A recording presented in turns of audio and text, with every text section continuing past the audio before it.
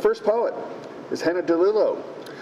She is a compulsive chips and salsa eater and sophomore international studies major at Texas A&M, where she's also minoring in Arabic and dance. She's from Austin, Texas, and in her free time enjoys daydreaming about living in Ireland, watching romantic comedies with her wonderful roommates, and participating in the occasional pen-to-paper meet cute.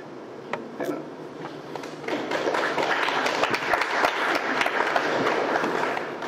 Hello. Can you move this up a little bit? Is that okay? I'm just kidding. Okay, we're good. How are you?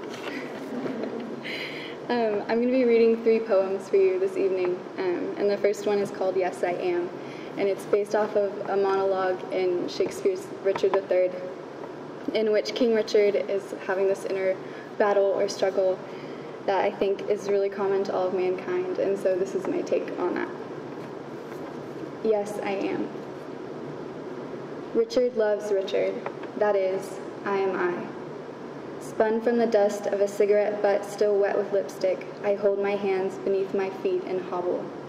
On 4 limbs, one length, hunched over, nose to the ground, tracing meandering lines in the dirt. Richard loves Richard, that is, I am I. I am the miser desiring not the luminary who sparks in me reciprocal identity, but instead I catch my own eye. I seek my own visage in the mirror as the planes of my face distort by light impure. Richard loves Richard, that is, I am I. My sentences spill and balloon forth while gazing back at me, bouncing and curling over my shoulders like a corset of thin smoke, into heavy air, full of the swelling sound of weak imitation and inner glory. Richard loves Richard, that is, I am I. The snowflakes I bring forth from the lines of my palms stain earth with the sameness of their spoke. The membership I create in thinking myself from origin, my own caucus of one in my most villainous deed. The mimicked whisper of my own voice, vainly overlapping the I am of eternity's heftiest echo. In the derivation of derivatives, entwined am I. Richard loves Richard, that is, I am I. What do I fear? Myself? There's none else by.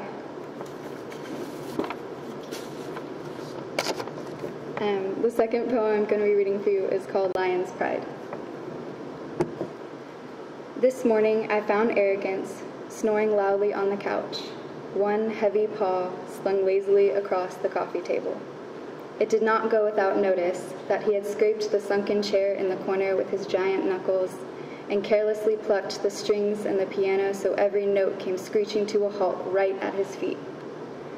I tried to push him off, but my weak arms were tangled in his sticky mane and they buckled under his weighty girth.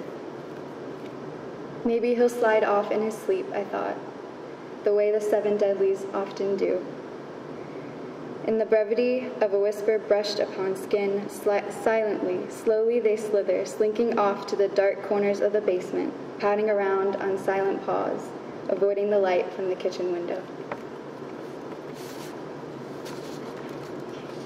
And the last poem I'm reading for you is called Nuclear Fission. Split like atoms. Split like the aftermath, the sea of green glass that left no footprints, only cracks in the surface split. Like my mother's dry knuckles, sore from washing dishes with detergent too harsh, and the parched recognition that comes from splitting and splitting alone. Like the seed beneath earth, beneath green glass, beneath sky, split.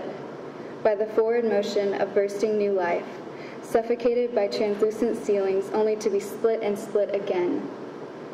By bare feet dressed in the tearing hem of a linen skirt, disunited, like the centerline part of my own hair, the plumb line, dividing the 2 halves of myself, splitting me in 2, beside a rusty memory and the single division of life's tiniest member.